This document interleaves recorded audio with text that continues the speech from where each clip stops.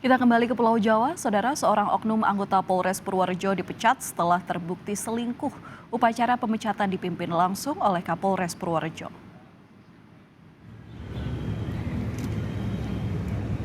Secara simbolis, Kapolres Purworejo melepas baju dinas Polri yang dikenakan oleh AL dan mengganti dengan baju biasa. Kapolres Purworejo AKBP Muhammad Purbaja mengatakan oknum polisi tersebut sebelumnya digerebek warga karena melakukan perselingkuhan.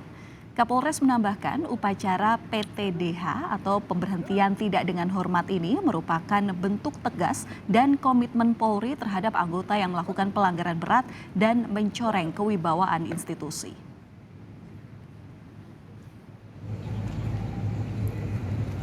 Mohon upacara.